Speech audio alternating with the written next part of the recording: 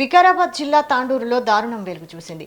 కన్న కూతురి ప్రేమను చెడగొట్టేందుకు ఓ తల్లి ఏకంగా సొంత బిడ్డపైనే చేతబడి చేయించిన ఘటన స్థానికంగా కలకలం రేపింది. తాండూరు మండలం చంద్రవంచ గ్రామానికి చెందిన యువతి ఒక యువకుడిని ప్రేమిస్తోంది. అయితే కూతురి ప్రేమ వివాహం ఇష్టం లేని తల్లి సాయమ్మ తాండూరు పట్టణానికి చెందిన ఓ మంత్రగాడిని ఆశ్రయించింది. తెల్లవారుజామున తాండూరులోని ఇంద్రనగర్ కాలనీలో గల ఒక నిర్మానుష్య ప్రదేశంలో మంత్రగాడు అమ్మాయిని కూర్చోబెట్టి క్షుద్ర పూజలు నిర్వహించాడు. అక్కడ జరుగుతున్న తతంగాన్ని చూసి అనుమానం వచ్చిన కాలనీవాసులు అక్కడికి చేరుకొని నిలదీశారు.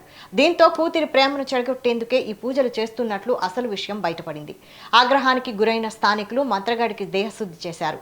అనంతరం సమాచారం అందుకున్న తాండూరు పట్టణ పోలీసులు సంఘటనా స్థలానికి చేరుకుని దర్యాప్తు చేపట్టారు.